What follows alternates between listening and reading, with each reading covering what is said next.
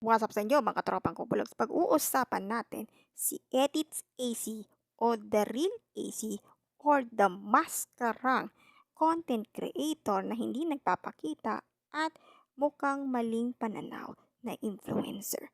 Well, totoo po yun.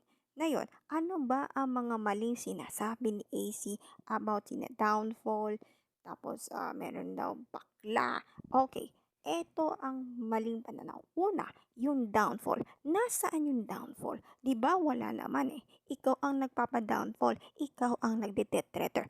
Pangalawa, yung bakla. It's offensive. Since the 90s, may isang tao na naglalakad while yung mga LGBT o yung mga bakla tomboy, sinasalita mo na bakla, pwede kang balikan at patayin. Yun ang totoo. Yan ang death threater. Ngayon, ito pa yung panghuli, yung death threater. 'Di ba? Gusto mo 'yon, 'di ba? Nilalabanan mo kahit sockmate or personal life.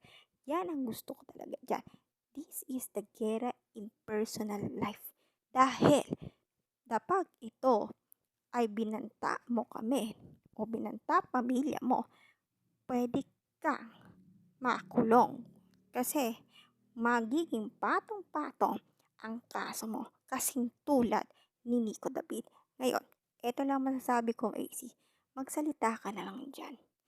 And sabi ko, di ba, ikaw yung parang death threater na cosplayer or maskarang cosplayer dahil sa paninira at sa mga maling pananaw mo.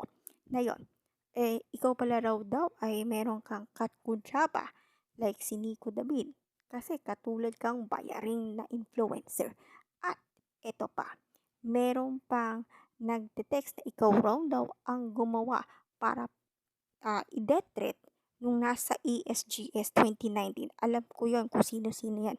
Mga one shit mong fans. Well, tingnan natin kung makakalaban mo rin din si MG kasi may mga nagko-comment na inaantay si MG na iidis ka. Ngayon pa lang, it's time to think about mag-isip ka na AC. Yun lang mga tropa ko vlogs.